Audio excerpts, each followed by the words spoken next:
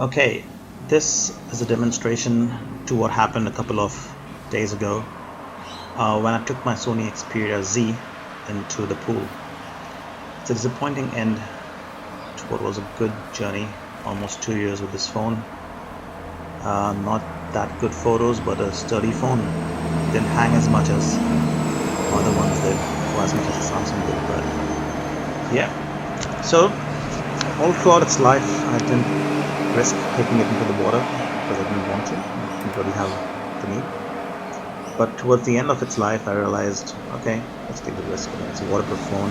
The reason why I got it is because I moved to Brisbane, and this place is known for random and heavy deluge.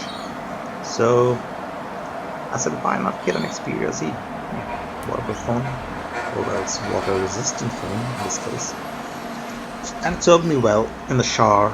Well, I didn't take it in the shower, but wet hands while shaving, answering the phone, changing music tracks. It was a good phone. Right, so this demonstration is to emulate a situation that happened a couple of days ago. I'm checking the flaps. The flaps are all dry, so you know the phone is dry before it goes in the water. As you can see, the litmus strip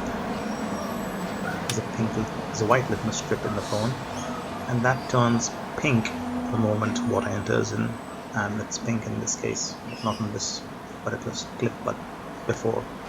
You see it's pink in the charging slot, the micro SD slot, the headphone slot, and yeah, water got into every single slot. That's the phone card slot. Yeah. So in this example, phone's dry. I'm filling the basin with water. Dip the phone in water, emulate what I did in the pool, move it back and forth, put the video recording on, and I noticed the screen flicker. I checked the flaps before I got into the pool and ensured everything was airtight, all good, so just the way I'm doing it right now. Ran my fingers around the edge of the phone to ensure the flaps were secured, just the way I'm doing it right now. But yeah, it wasn't. Well, hard to say, because later on I realized that the back panel on the phone had come loose, and apparently the water, as you would see towards the end of the video, water ingressed from the back panel. Now this is pretty strange, because all the while I'm concerned with the flaps, checking the flaps, when in fact the Trojan horse was the back panel. Went online and had a couple of reads. There's a whole lot of people out there who've complained about this, and they've even got a I don't know what you call it, a list of people on an Excel file who've had the Xperia phones back panel come loose because of overheating apparently. So that's a problem inherent with these phones. The glue on the back panel gets loose. Hello, hi. Yep, the glue on the back panel gets loose and wears off because of overheating, and it lets water in. Now, I didn't know that before I got into the pool, and you can't see, as you can see in the video, you can't make out the back panel is loose at all. It's a hairline crevice, really thin one. And as I'm flipping the phone around the water, trying to notice bubbles the moment water gets in and the air gets out. Flip, bubbles. I notice a lot of bubbles coming out from the top left. So the top left part of the phone, where the camera is, and there you go. And that apparently is what everybody else complained online as well, and that's strange. That's exactly the same spot that comes loose. The top panel near the camera, the glue gets loose and the back panel flips open. Tiny bit, you can't see it, you won't notice it. So that's where the water is getting in at the moment, and I had no clue. All the while making this video, I'm thinking, it's coming in, it's entering in from the what slot's over there, the headphone slot, but now it's entering in from behind the panel. Yeah. So what do? It's a waterproof phone, water resistant phone. You do as advertised, take it into the pool, and it dies on you. And there's nothing you can do. Took Vodafone. Took to Vodafone, and they said that it'll go out for repairs, and if the problem is found, if it's water ingress and the panels are secured, and you still get water inside it, then it's your fault, because it's probably misuse. There you go. Not misuse in this case.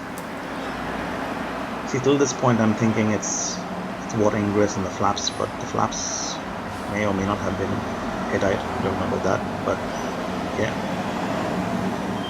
everything gets ruined for want of nail. Back panel. Right. So as I flip the phone around in the water, check, there you go. Look at that. Oblivious that water is entering in a different point altogether, not where I'm assuming it to be entering from. I got myself a different phone now. I'm still under contract. This one's still under contract with Vodafone. The other phone's a Note. It's a good one. I've got a used Note, so it's an older one. And it's pretty good, but I can't get into the water with it. That's alright. I'll have to spend a bit more money and get a camera. Took a couple of trips by the sea in Queensland and missed a lot of opportunity to get excellent snorkeling photos. The Great Barrier Reef, but yeah, be prepared next time. Okay, so there, drip, water dripping out, and as the video rolls along, I'll just keep quiet now. You'll see me drying the phone. There you go. And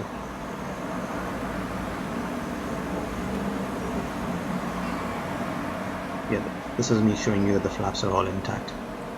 So flaps intact, goes in the water. Flaps intact when it comes out, but there's still water on the inside. But it's completely pointless at this point, because the issue may or may not have been the flaps, but we know for a fact that the issue has been the back panel. I'll probably make another video later on showing you exactly how the hairline loose back panel looks, but not at this point. I'll just write to Vodafone explaining the situation, show them this video, see what they say. The fact that oh, there you go, that's exactly where it was loose. You can't see it, you can't feel it, it doesn't move, but water does get in. So you can't see the back panel's loose. It's a small, tiny, not viewable gap. And yeah, look at the phone, it's almost 2 years old, and I have taken care of it. There's no wear and tear, so it is disappointing. I mean, I'm out of contract in a month or so, and I'll get a new phone, but this one could always have been a spare. I could have sold it a couple of $100. So I'm still out of pocket. There's water in the lens as before, water in the flash as before.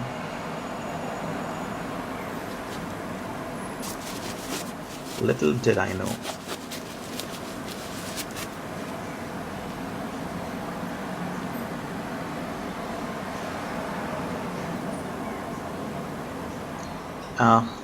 Here's another funny thing.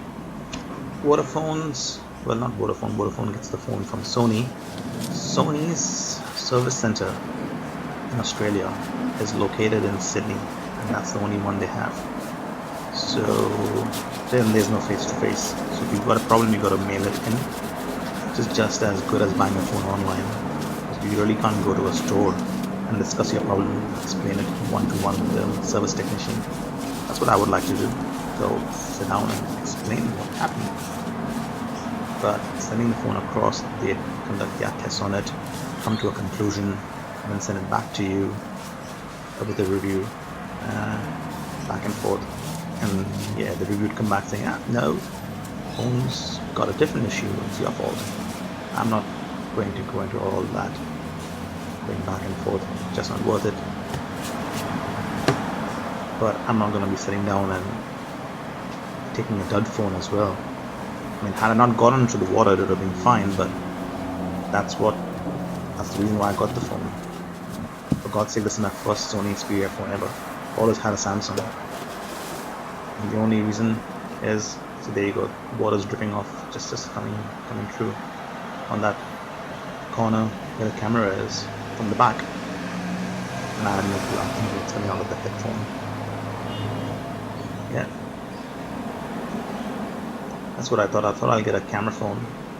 So I have a phone and I've got a waterproof camera that I can take photos with.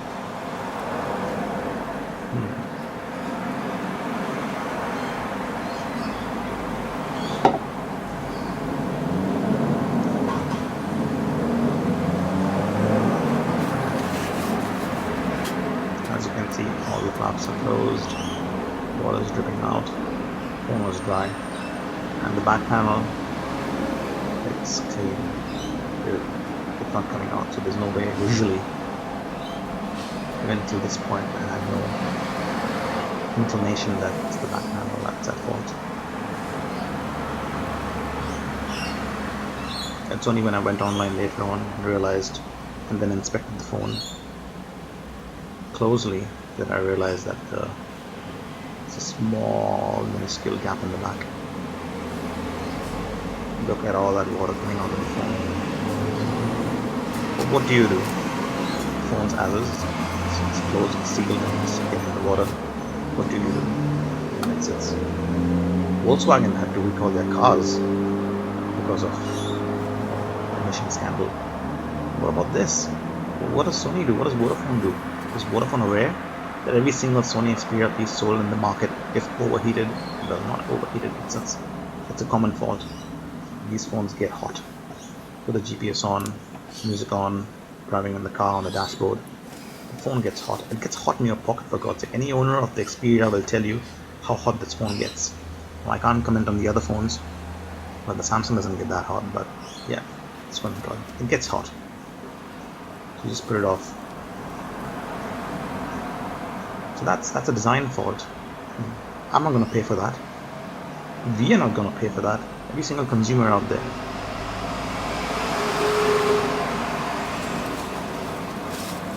And when you come to realize the fault, it's too late. The phone's gone. There's no turning back.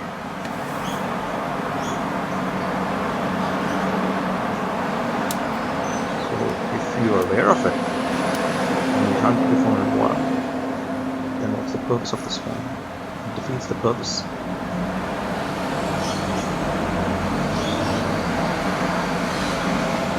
This is its unique selling point. It's 8 IP57 rating. Well, I was considering the new one. No. Well, no. I prefer my Note now.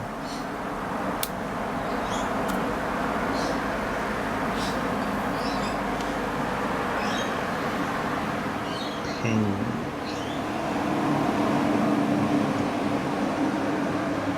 Red. But yeah, doesn't really matter. Okay, so it all depends on Vodafone, their conclusion to the entire matter. I'm not looking for a new phone. I don't care about a new phone. I just want this repair or a used phone. To me, it's a savage value. I've got a new phone. I might continue on contract or I might not continue on contract with Vodafone. Depends on their response. I'll probably stick with the Note. Contract's almost over in a month or two. If I continue with Vodafone, I'll get a new phone. If I don't, I can take my Note and go on to another provider. But in the end, there's still only the salvage value of this phone, which is a used Xperia. I don't care. I'll use it as a conference tablet between my garage and my home, or just keep it as a backup, doesn't matter. media device in the car.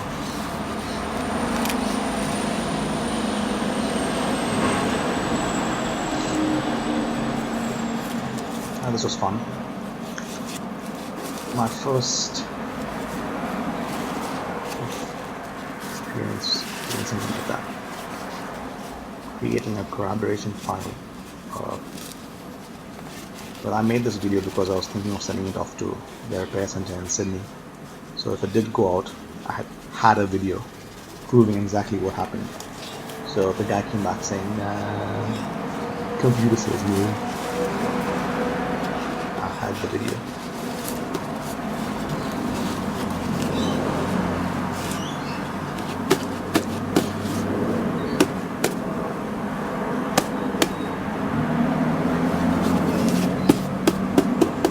That's a lot of water. Phone's dead. I'm gonna dry it up and it works. It's a pretty good phone.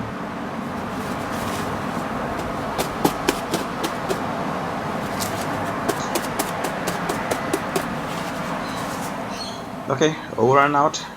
I might keep you updated to what happens with Vodafone, but that's one bad experience. Yeah.